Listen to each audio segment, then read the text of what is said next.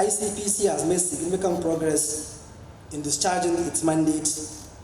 For example, we recovered over 13 billion diverted public funds in the month of September 2024. That is last month alone. I got different calls from different attorney generals that they were glad that this is the first time the ICPC chairman will call them to forge an alliance. Welcome to Transparency Files, ICPC's weekly television program. I am your host, Muruna Barnabas Atiai. As a roadmap for achieving its mandate, ICPC recently launched its Strategic Action Plan 2024 to 2028, coming at the heel of the last Action Plan 2019 to 2024, which recorded tremendous successes with the Commission surpassing most set targets. Today on the program, we shall bring you highlights at the event, which had two major launch of the Commission's Strategic Action Plan and the official unveiling of the ICPC Citizen-Centered Podcast Ethics Port.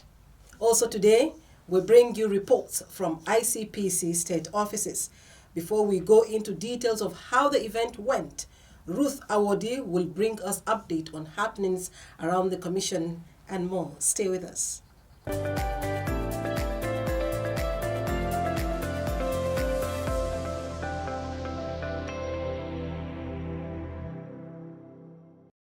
Welcome to this segment on anti-corruption stories. I am Ruth Awodi.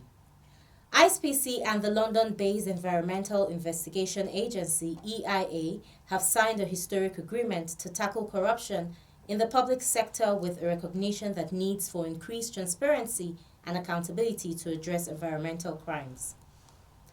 The ICPC chairman, Dr. Musa Adamu Aliyu, SAN, and Justin Gosling, EIA Securing Criminal Justice Program Lead, signed the Memorandum of Understanding, which now opens the door for increased cooperation and information sharing between the respective organizations.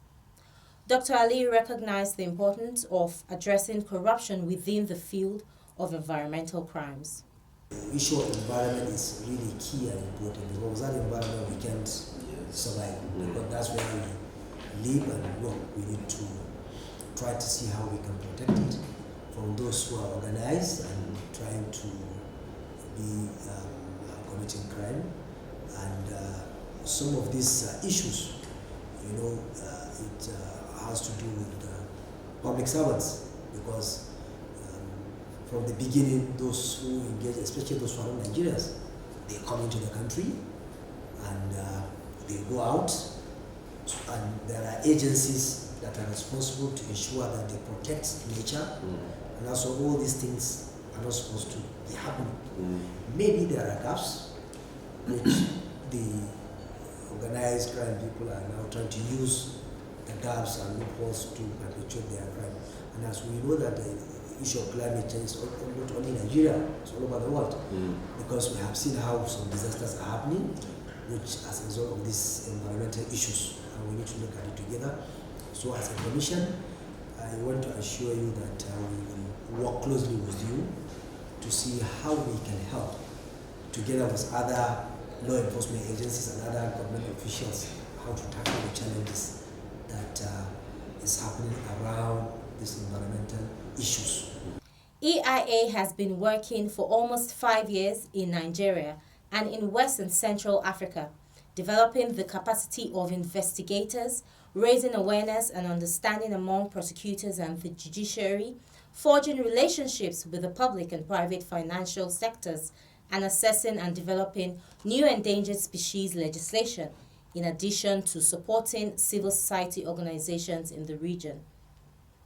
Gosling said the new partnership was critical to evolving the response to environmental crimes in the region. And so I guess we've got to know ICPC and the value that you can offer, because throughout our 40 years working on these issues, we constantly come across corruption as a major enabler, facilitator of environmental crimes across the board, really. And I think unless we start to tackle that head on, we're not going to solve the problem, because it's always going to be there, frustrating law enforcement, frustrating prosecutions. So Whilst I don't think we have a clear plan of how that would look, I think it would be great if we could develop a strategic approach together, looking at elements of accountability and transparency, but also enforcement. And I wonder if we can start to look at that together and work out a plan. We have a very experienced intelligence and investigations unit, staffed by former law enforcement officers, mainly from the UK, but other European agencies as well. I'm a former police detective from Scotland Yard. And we selectively provide intelligence to law enforcement agencies that you might be able to develop or act upon. And we'd like to be able to do that with the ICPC as well, in addition to maybe looking at capacity building in those areas. So that might be one area we could work together. EIA's projects in West and Central Africa are supported by the U.S. Bureau of International Narcotics and Law Enforcement Affairs, the DEFRA Illegal Wildlife Trade Challenge Fund, the Pangolin Crisis Fund, and the Full Circle Foundation. That will be all on this segment. Transparency Files continues with Murna. Stay with us.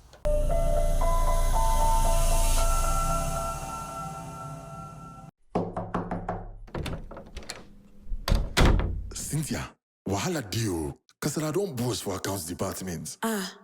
What's wrong? Some funds are missing and we have no idea how to trace the problem. That's terrible. What can we do about it? That is why I came to you. As the chairman of the Anti-Corruption and Transparency Unit in this office, we need ACTU to assist us with preliminary investigations so we can fish the culprit out. Okay then. I will call a meeting of the ACTU and we shall look into it.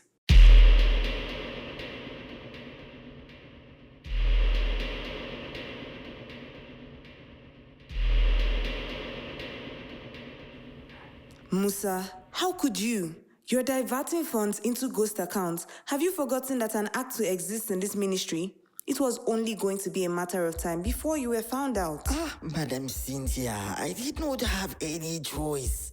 The pressure on me was too much. I had to pay my children's school fees, and my rent was due. That doesn't justify stealing. We have policies in place to help you in times of need. But what you have done is a breach of the organization's code of ethics and the public service rule. In fact, it's a criminal act, and both the disciplinary committee and ICPC will have to be informed. Please, let's keep this within ourselves.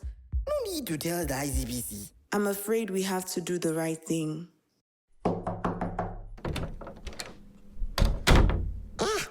Well done, Cynthia. You and your team have done a great job. You have justified the importance of ACTU in any organization. This report will be forwarded to the ICPC. This message is brought to you by the Independent Corrupt Practices and Other Related Offences Commission. If you're just tuning in, welcome to Transparency Files. Corruption remains one of the most significant challenges facing Nigeria, affecting social, economic, and political development. ICPC has recognized the urgent need to combat this issue effectively and has crafted a strategic action plan to guide their efforts. Over the years, it has evolved its strategies to address emerging challenges in the fight against corruption. The chairman of ICPC, Dr. Musa Adamu Aliu, SAN, at the launch, stated the reason behind the plan and how the commission aims to achieve it.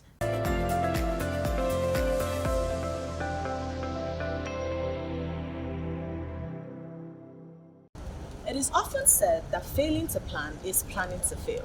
Having a plan is important to achieving success in the fight against corruption. This is why the ICPC has launched its 5-year strategic action plan to help in the Commission's quest to rid Nigeria of corruption. The event was launched alongside a podcast platform, Ethics Spot, to enable young Nigerians join, participate, and contribute their quota. Join us. ICPC has made significant progress in discharging its mandate. For example, we recovered over 13 billion diverted public funds in the month of September 2024. That is last month alone. We are also embarking on ICT reforms that will digitalize our operations and enable more efficient investigation, case management, and internal processes. This transformation will position the Commission as a leader in leveraging technology to combat corruption. Ladies and gentlemen, this is in line with our Care for Impact initiative, which focus on good culture, accountability, responsibility, and efficiency in the management of this commission. And it provides a comprehensive roadmap for achieving our goals over the next 5 years. It aligns with the key national policies such as the Nigeria Agenda 2050 and the National Anti-Corruption Strategy 2022-2026 and the National Ethics and Integrity Policy, among others. As part of this strategy, we will continue to strengthen our institutional integrity and deepen collaborations with other stakeholders.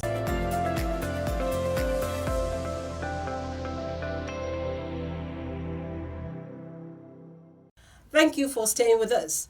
The Honorable Minister of Justice and Attorney General of the Federation, Prince Lateef Fagbemi, SAN, who was present at the event, spoke on the importance of the Commission's laid-out plan in tackling corruption.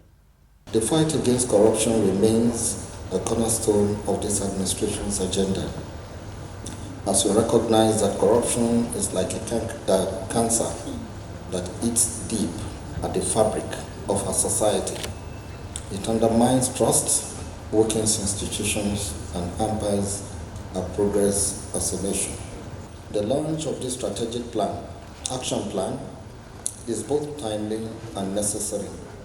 It represents a clear roadmap for the Commission to strengthen its operations, enhance transparency, and deepen collaboration with critical stakeholders at all levels of government and the private sector. I am aware that planning alone does not suffice. Implementation must follow. Distinguished Senator Kakashehu Lawan SAN, representing the chairman on Anti-Corruption Senate Committee, stated that the Strategic Action Plan 2024 to 2028 was a significant milestone in the national commitment in the fight against corruption and promotion of integrity in Nigeria. In the Senate Committee on Anti-Corruption and Financial Crimes, we are truly aligned with the objectives of the ICPC and have been working diligently to provide legislative support that fosters a corrupt-free Nigeria. We believe that the launch of this strategic action plan will serve as a catalyst for deepening the fight against corruption while consolidating on the achievements of the previous years.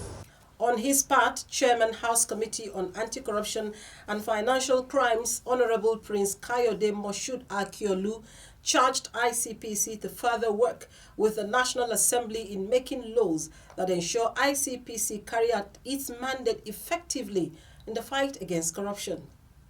We wish to state that the National Assembly, both the Reps and both the Reps and the Senate, we are in a joint task force to ensure that Nigeria is fighting corruption at least to the barest minimum. I say to the barest minimum because anywhere in the world there is no perfect system. But however, there's a system that can make a country thrive. I want the ICPC to further work with us, tell us policies that we can use to ensure that the ICPC and the EFCC and other relevant stakeholders, we do our work to the barest. We bring the ICPC and the anti-corruption tax to be seen to be fighting very well. Furthermore, I want to thank the ICPC chairman because I think this is the first time in history. Mr. Chairman, you brought the Attorney General of all the states down to Abuja here, where I believe strategic discussions were done. Because when you're fighting corruption, you go to the state, from the state to the local government. Mr. Chairman, I got different calls from different Attorney Generals that they were glad that this is the first time the ICPC chairman will call them to forge an alliance. Thank you very much. We'll take a break. We'll be back shortly.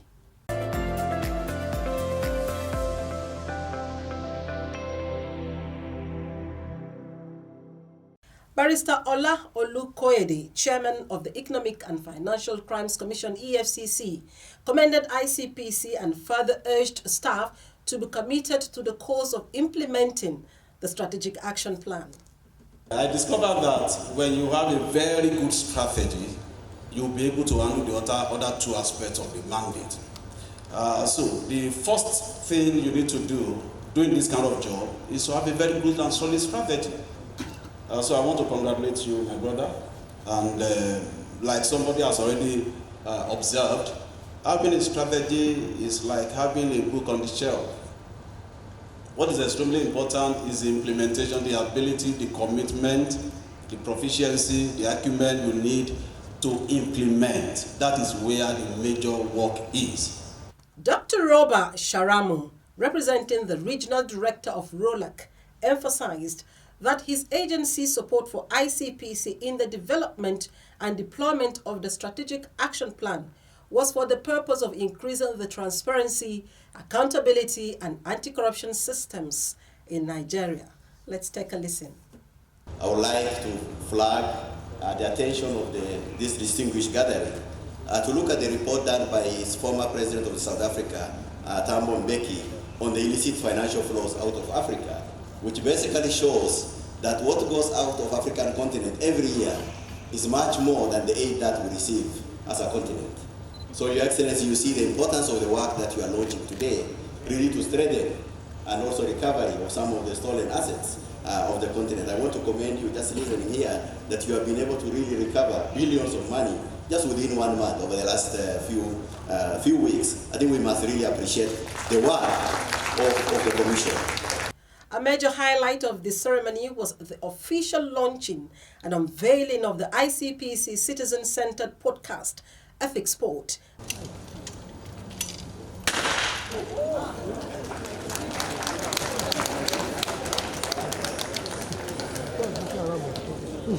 I am a Nigerian, a highly cultured race. My culture abhors corruption, and with my integrity, a new Nigeria is possible. I say no to corruption today to build a future for my children. Join me and imbibe the culture of integrity to build a Nigeria of our dreams. You've been watching Transparency Files. From all we have seen and heard today, it is obvious that ICPC is making tireless efforts to rid Nigeria of all corrupt practices, which will make our country a safer and better place to live in. It is important for us as citizens to contribute our quota in the fight against corruption by being law-abiding.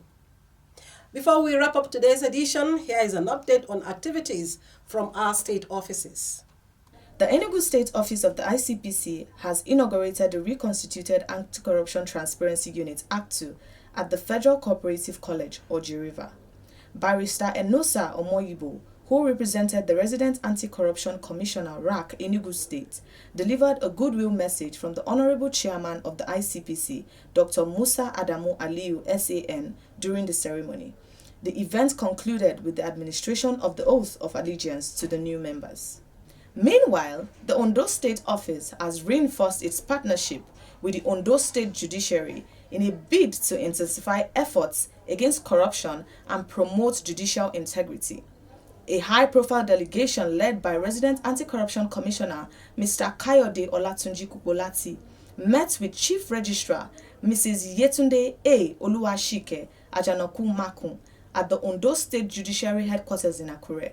Discussions focused on enhancing synergy to ensure effective prosecution of corruption-related cases and fostering transparency within the justice system.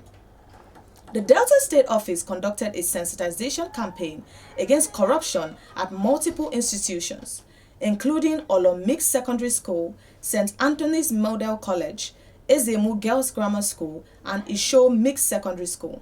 As part of this initiative, the ICPC also inaugurated student anti-corruption clubs in these schools. Coming from Adamawa State, the ICPC educated students and teachers of Praise Academy Nursery and Primary School on the importance of values reorientation and the establishment of an anti-corruption club. Also happening in the state was the awarding of certificates of merit to the outgoing Anti-Corruption Community Development Service (CDS) group. And lastly, Recognizing the key role of youths in the anti-corruption campaign, ICPC's Mary Atabo of the Public Enlightenment and Education Department sensitized and inaugurated Student Anti-Corruption Club at NKST Secondary School in Makurdi, Benue State.